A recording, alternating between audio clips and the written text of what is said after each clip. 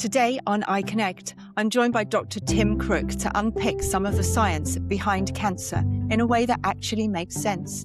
We're talking about CTdna testing, molecular profiling, and how a simple blood test can give doctors a clearer picture of what's happening inside the body. These terms can sound complicated, but in this episode, we break them down into plain English, exploring what they mean, how they're used, and why they matter for patients and physicians making decisions about care. Because ultimately, this isn't just about science, it's about understanding your options and feeling more informed along the way. Good morning. Thank you so much for joining us. You and I met 9 years ago now. I can't believe it was that long ago. I was fortunately placed under your care actually the day that my diagnosis was confirmed. And since then, you have been very, very involved in my medical oncology surveillance. So my full body surveillance, not my eyes, but the rest of me. And now you are responsible for 50% of my surveillance, and that is in my blood. So could you explain to our listeners, what is CTdna? Yes, thank you for asking me to talk with you. It's remarkable, 9 years. I Lovely know. to see you looking so well. CTdna stands for circulating tumour DNA. DNA is nucleic acid. It's the chemical that contains our genes. Circulating tumour DNA is small fragments of DNA released or shed from cancer cells into peripheral blood. It's part of circulating free DNA or cfDNA, which includes normal DNA, so DNA shed from normal cells. And a subset of that DNA in some cancer patients is called CTdna, and that's the DNA that's shed from the cancer cells. And by using this and by monitoring it, what actually matters for patients with this testing? Why are you doing it, basically? Yeah, we're doing it because, by definition, cancer is a disease in which DNA changes occur, mutations, variants, copy number changes. In other words, the cancer cell is not able to replicate its DNA, its genome, with the same fidelity or accuracy as a normal cell can. And a small number of those errors in DNA replication are selectively advantageous for the cancer cell. In other words, they enable it to grow better, or to grow in more restrictive conditions, or to resist drug treatment. Cancer evolves genetically with time, and all those changes may be shed into blood. And with appropriate technology, the DNA changes, the variants present in the cancer cells can be distinguished from the background normal cell DNA and can be invaluable in informing drug treatment for cancer, and, as in your case, facilitating detection of very small amounts of tumour that are often beyond the resolution of orthodox imaging technology, such as CT scans or PET scans or MRI. So that an important definition is of minimal residual disease, or MRD, and this is microscopic metastatic disease present below the resolution or detection with the imaging technologies that form the basis of surveillance. And in uveal melanoma, we all know that non-ionizing radiation, such as ultrasound or MRI of the liver, is a critical foundation, critical platform for monitoring disease recurrence, given the propensity of the disease to recur metastatically in the liver. But of course, every monitoring modality is limited by sensitivity and sometimes by specificity.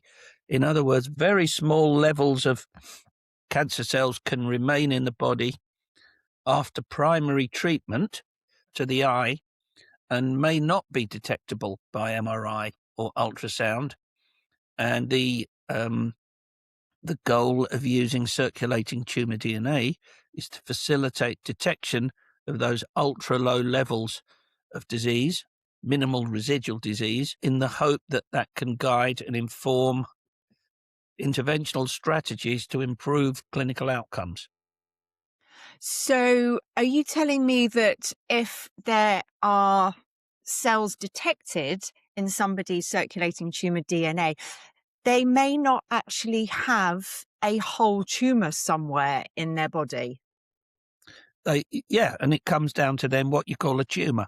You call a tumour a 1 millimetre metastatic deposit or a million cells, and it then comes down to sensitivity. What's the minimum level of residual disease that technology or a investigational technique can pick up? There's very well recognised limits of PET, of CT scans, and indeed of MRI, and so it's perfectly possible, indeed it's the case, that a number of patients who have been treated for all sorts of malignancies, treated with curative intent, typically surgically, but of course in ocular melanoma, ruthenium plaque radiotherapies are very well used technology, or protons, even with apparently successful eradication of the tumour by orthodox radiological criteria. A subset of patients will have residual disease that will one day recur as stage 4 or metastatic cancer, with all the implications that that brings. And I mean, I'm incredibly grateful that I'm in a position to be able to have this CTdna. And it's not that expensive, is it? We are talking around the £1,500-ish mark, I think, to have one of these blood tests done. Yeah, those are the ballpark. We'll get down to technical nitty-gritty now. That the most sensitive and specific manifestation of ctDNA and analysis and detection is using this technique called droplet digital polymerase chain reaction, or DDPcr.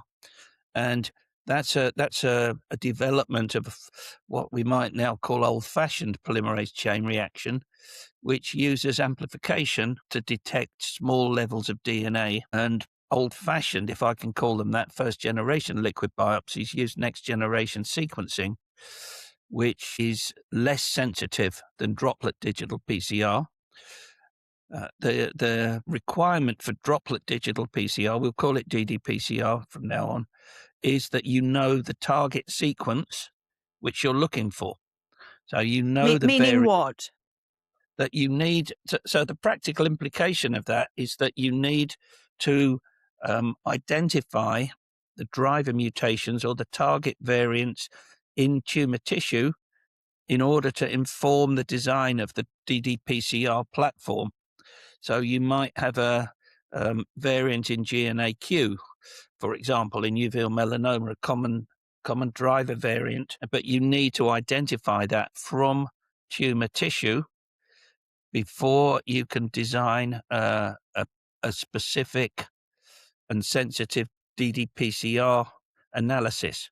So that means from that tumour tissue, do you need that from the eye or from a secondary? Well, you don't. It can be either, but of course, if you've already got secondary disease, then the use of minimal residual disease shifts its application. You'd then be using it to determine how useful treatment's been. Okay. Can you detect residual disease from a treated metastatic lesion? Would then be the question. So it's exactly the same principle. It's simply the application either in primary surveillance after potentially curative treatment of the eye. You're then looking for early detection of metastatic recurrence, or if you have known metastatic recurrence, you can use, and in fact it's a very helpful technique, to use droplet digital PCR to monitor for progressive disease after treatment of a metastasis. Okay, so if people are having surgery for their primaries, ideally, you or the people doing the CTDNAs and the digital droplet PCRs would like some tissue, some form of biopsy where you can get the genome makeup, the DNA of the original tumour. That's right. So you would, exactly right. So you would access tissue from the histopathology archive, which you know has histopathologically confirmed uveal melanoma in it. And then that gets sent to the lab, and a several hundred gene profile is determined, which would include all the key drivers and commonly mutated or altered genes in uveal melanoma. And that would typically, as I say, be several hundred genes. And from that, you can establish a mutational profile or a cancer cell gene profile. From that, you can identify the variants in so-called driver mutations, the key mutations that make the cancer grow. And it's very straightforward then. From that catalogue of variants, you can easily design a droplet digital polymerase chain reaction platform for that tumour, which is used to interrogate peripheral blood. Okay. And randomly, how long does it take? That's just a kind of question. How long does it take from you receiving, or the laboratory receiving, a bit of eye or a bit of biopsy or a bit of metastatic lesion? How long does it take for them to get this information out? Quick, typically short weeks. And the first base camp that has to be reached is that the DNA is of sufficient quality to allow genomic analysis to be performed. Once you've got that, then it's very straightforward. It's very commonly widely used technology now to generate a gene list, several hundred, and most of the genes won't be altered, of course, but the key drivers will, and those are the ones that are going to form the basis of the droplet digital PCR platform. Okay. And this helps us understand the kind of the tumor behavior. And when you say helps with further treatment, what can we then ascertain from this DDPcr? So you've got a piece of paper which has probably got a million numbers on it, and it'll have, let's say, 3 specific drivers. And these are the energy sources behind the tumor regrowing. So when you've got that, what do you then do with it? What's Well, next? then once you've got from your tissue analysis, either, as you say, from a primary lesion in the eye, from biopsy or from an enucleation, you've got tumor tissue. You have subjected that tumor tissue to a genomic analysis. Mm-hmm. Not the full genome, 20,000 genes, but several hundred cancer genes. And that profile can be adjusted according to the tumor subtype. So the drivers in uveal melanoma are well known, and all of those, of course, would be included in that 400 or 500 initial gene profiling. And you'll then get, as you say, a list, a catalogue. You'll get a genetic report which says the following variants are present. And the lab will automatically then, from that information, develop a bespoke, a personalized DDPcr platform in which the peripheral blood is interrogated for those specific variants. You then get a blood test back saying this is the number of mutant copies per mil of peripheral blood. And from that, you can deduce the probability that there's micrometastatic or minimal residual disease around. And understanding that there may be microstatic or minimal residual disease floating around the body. I mean, it could be anywhere. And I know they're using this in other cancers as well. This isn't just in uveal melanoma. I know that a lot of other cancers are now right. using this. Yeah. How will knowing what's in that catalogue influence treatment decisions? Well, that's the area where active research is being done, where it's probably true to say we don't have an absolutely definitive concept yet about what you do with that information. But for example, typical applications would be if you have a lesion of uncertain etiology, In other words, if a patient has a lesion detected by radiology that is difficult to say whether it's metastatic or not, that's difficult to biopsy, then if there's a positive score on CTdna analysis with a sensitive and specific platform using DDPcr, if that's positive, then it's very likely that that lesion is metastatic rather than benign or inflammatory. Where trials are really addressing this now is if you have patients who've had primary therapy to the eye and they are on surveillance with MRI or ultrasound of the liver, if their DDPcr is positive, despite normal imaging or unremarkable imaging, can you intervene therapeutically at that stage with drug treatment? Okay. And that kind of approach is becoming widely tested and adapted in, as you rightly say, multiple cancer types.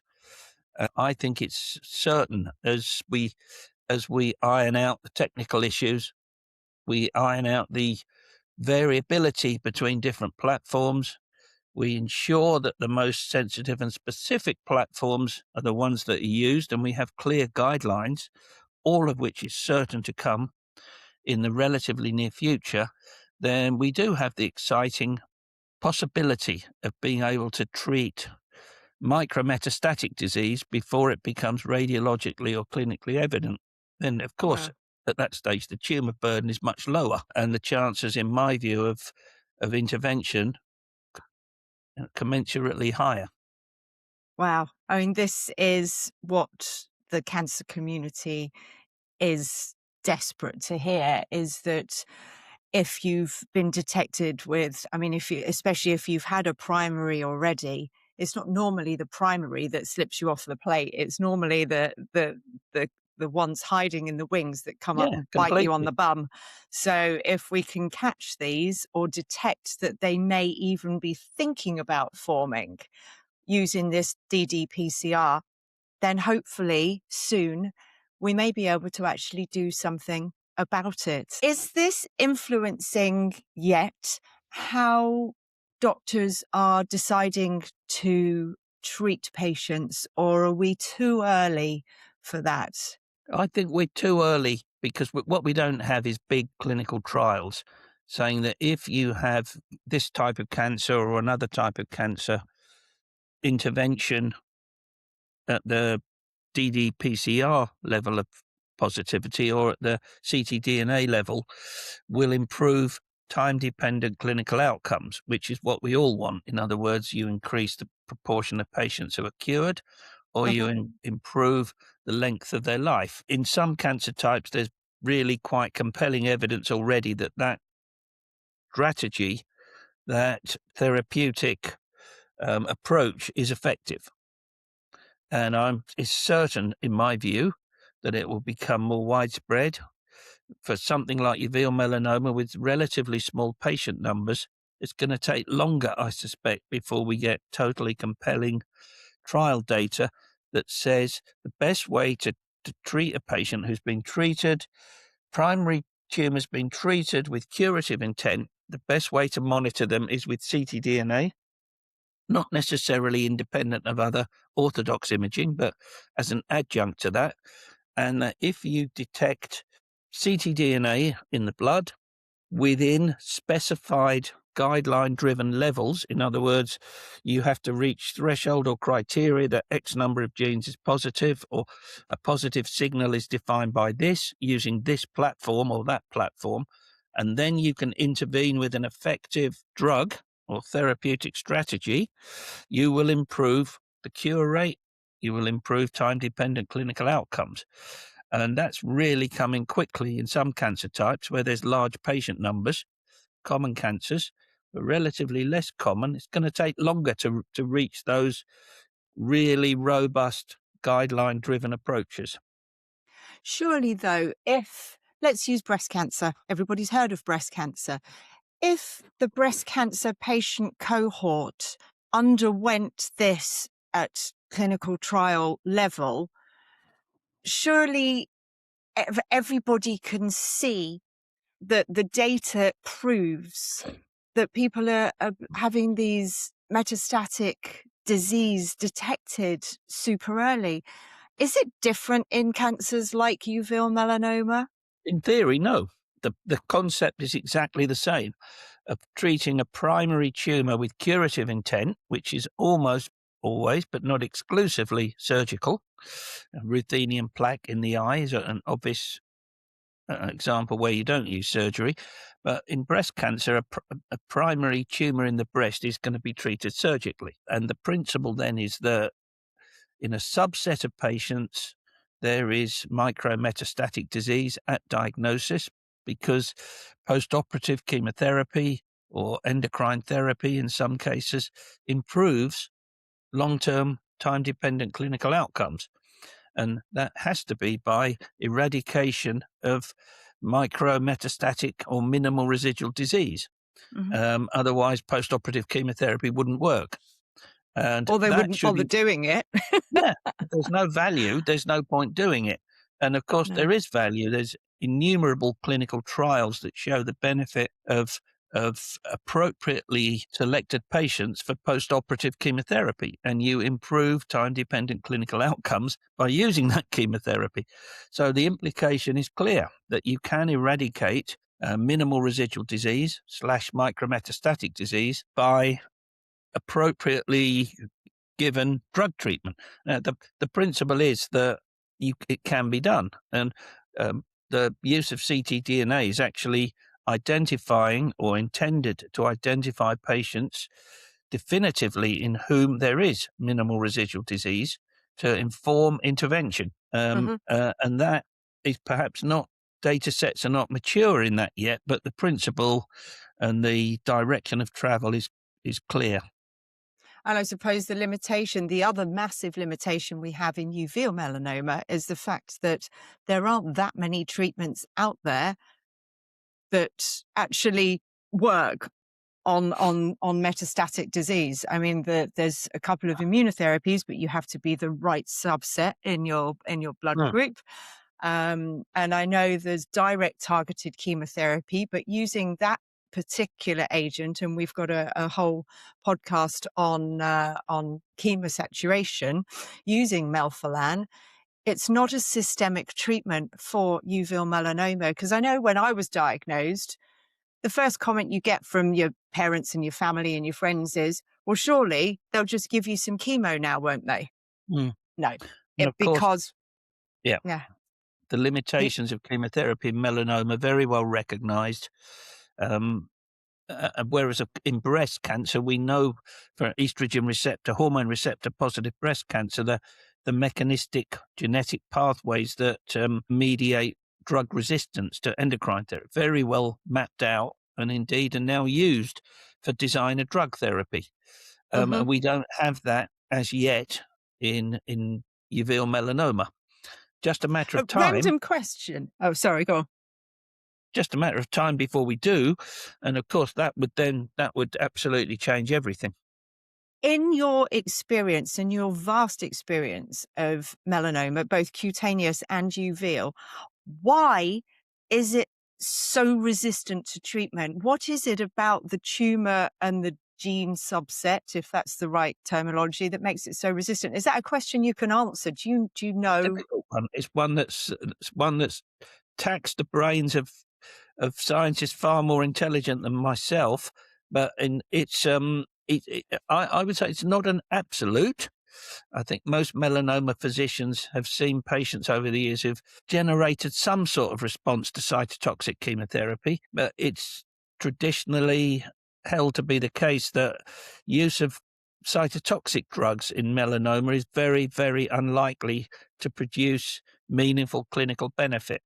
Now, what is a cytotoxic drug? Sorry, Tim. It's a drug that's designed by definition to kill cells. And they're usually DNA binding or microtubule inhibiting. So these are non-specific poisons. So examples would include Taxol, would include the anthracyclines, groups of drugs which are widely used, effectively used in breast cancer and have distinctly limited. Certainly Taxol can be used. It's not a highly effective drug at all in melanoma. Okay. Why? It must be a reflection of the biology of the cancer, the molecular drivers of the cancer. And that's a vague answer, but that's, I think this is a challenging question. Yeah, sorry. It's just kind of, I suppose it's one that's crossed my mind, and I'm sure the minds of several 100,000 people out there. Yeah, Well, absolutely. why can't I cure this cancer? If we can cure others, why can't I cure this Yeah, one? and I think if we talk immunotherapy, then uveal melanoma, traditionally a so-called cold tumour, whereas a cutaneous melanoma, frequently we see them. One of the things that gets measured in the initial tissue analysis for CTdna is the tumour mutational burden, which is a quantitative index of how easily the tumour generates variants. And you very rarely see a high tumour mutational burden in uveal melanoma, but regularly, frequently see it in cutaneous melanoma. In other words, the cancer is generating, knocking off mutations at a furious rate. Mutations equals neoantigens, in other words, mutated versions of normal proteins.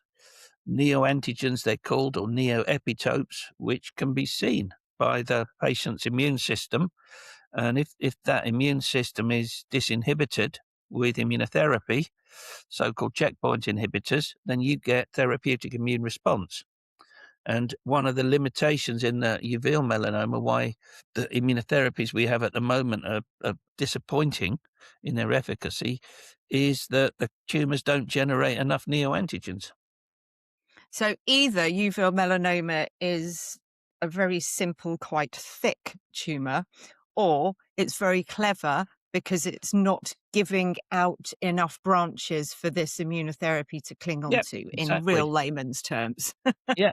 It uses a different set of driver mutations from a cutaneous melanoma, has a Okay. different evolutionary pathway from a cutaneous melanoma that at present is less easy to therapeutically target. So moving to staying with the uveal melanoma subset, what should patients be asking their physicians for as far as CTdna goes at this point? Well, the most likely way to access it's in clinical trial. In other words, a study that is exploring the value of CTdna in monitoring. And I Hmm. think that's probably where it's going to have a huge impact in due course.